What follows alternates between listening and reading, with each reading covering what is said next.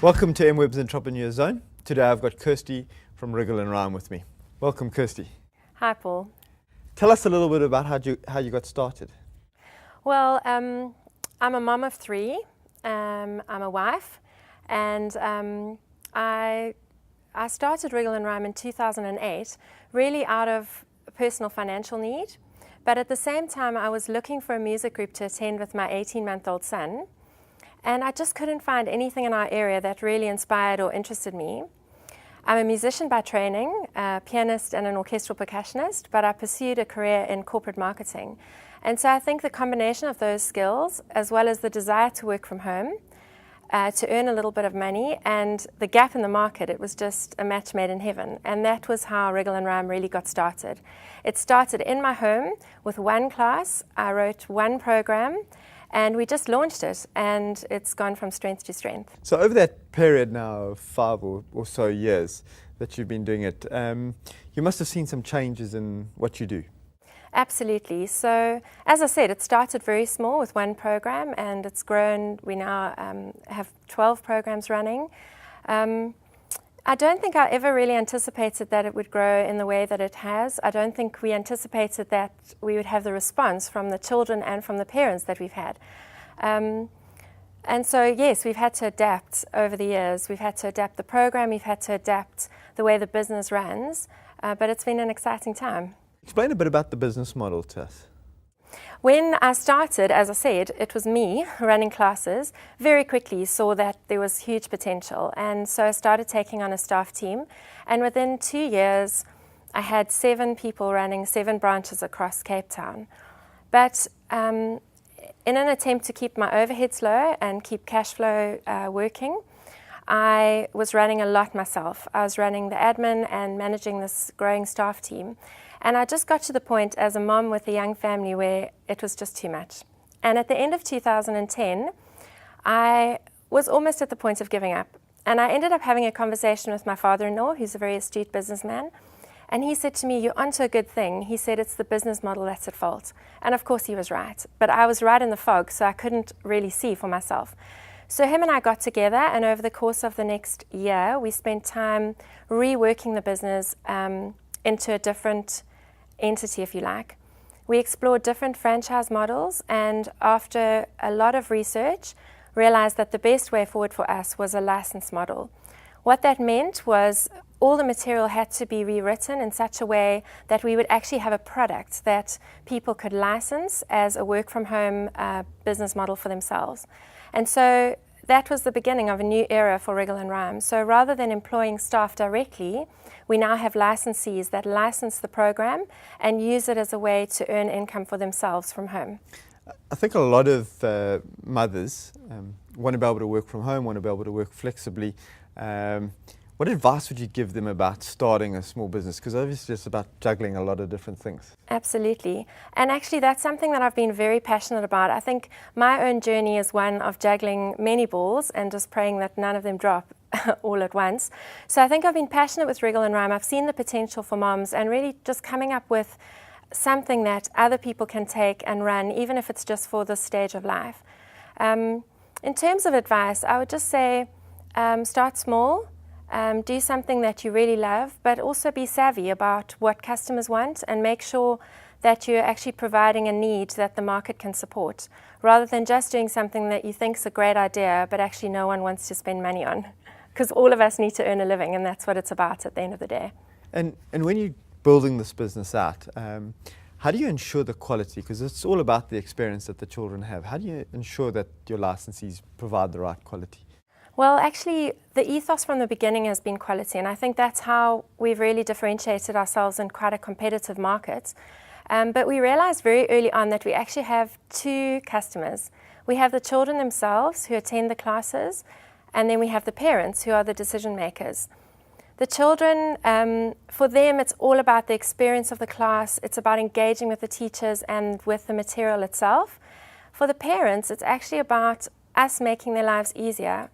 You know, parents are really busy these days and they don't have time to wait for someone to call them back. They want information on extramurals, they want to find out now if you've got space, and they want to make a decision straight away. And so one of the ways we've differentiated ourselves is not only in the quality of the program, but also in a very personal response and a quick turnaround, and making sure that parents can get the information that they need quickly. In terms of quality of licensees, what we've put in place with the business model is just some checks and balances to make sure that licensees stick to the program. We supply all the props, the puppets, the instruments, everything is supplied centrally. So if you go to Wriggle and Rhyme in Constantia, or if you go to Wriggle and Rhyme in Fishhook, you're going to have the same program, the same props, the same equipment. You're just going to have the experience of a different personality of teacher. I'm sure in this market it's a lot of, with parents, it's word of mouth and my child goes here. Have you seen that there's been within social media as a tool for you to kind of spread your word? Yeah, absolutely. And in fact, the one sort of slight regret that I do have is not jumping on the social media bandwagon earlier than we did. It's only really in the last 12 months that we've realized the effect of social media, because in the first 4 years of the business, word of mouth was absolutely critical, which is why we put the quality in place from the beginning, because actually you can promise the world, but if you don't deliver and people aren't talking about your program, you're not going to have a long-term success story. So word of mouth was critical, and in the last 12 months we're actually trying to grow our profile on social media, and we're using different promotional techniques to do that via Facebook and Twitter, and also driving traffic to our website. You building out the program, you started with very young and now you're going into preschool. Where do you gain your ideas and your inspiration for what you're going to do next? Yeah, I've got 3 children, as I said, and my middle son, Nathan, was 18 months old when Wriggle and Rhyme started, and I think he's really been my muse, because I've watched him grow up and the stages that he's hit, so the material has just come out of that. So a lot of the music and songs have been written particularly with Nathan in mind, but over the years, I've come into contact with so many beautiful children who've inspired me and have just provided material. There's also a lot, there's a lot available out there. So again, it's about making a connection with children and just knowing the kind of experiences that they're going through that they can relate to, and then really putting that to music.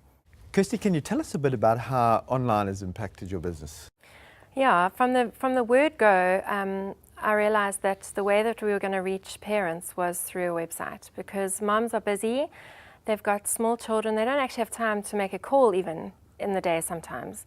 And so having a website that they can access either via their smartphone or another digital device, or just in the evenings when their children are asleep, was just a no-brainer.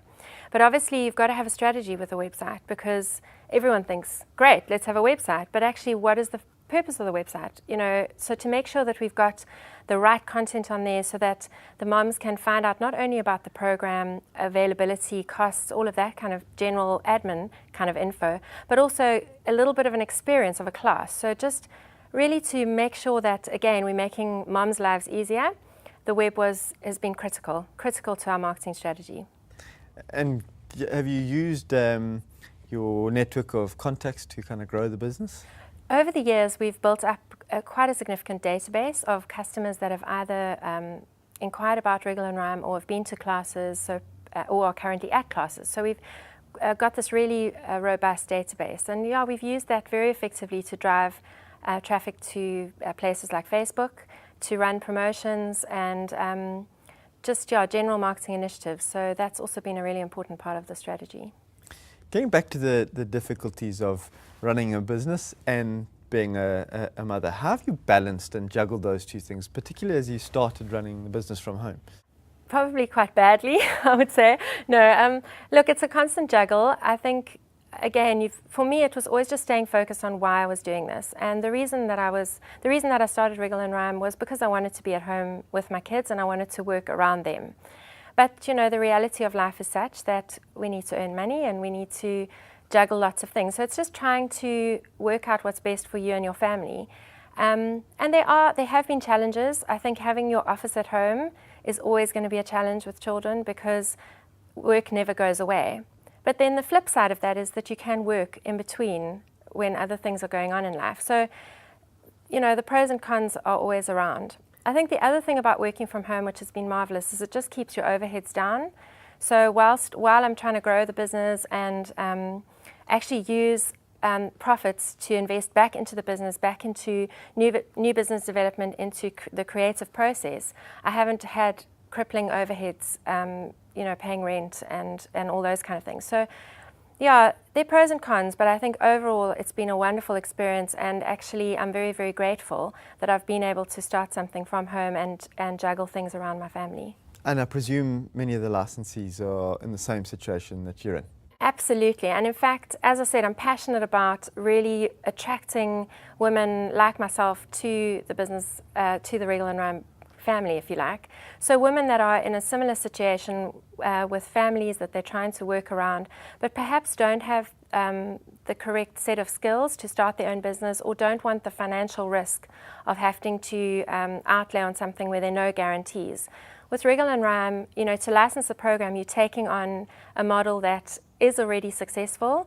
You're going to earn money straight away, and it's not prohibitively expensive, which means you can pay back your upfront cost, which is just for your equipment, marketing and training, within 6 months. So I think it's a great option for moms, and I really hope that we're able to attract more and more licensees to grow our operating base.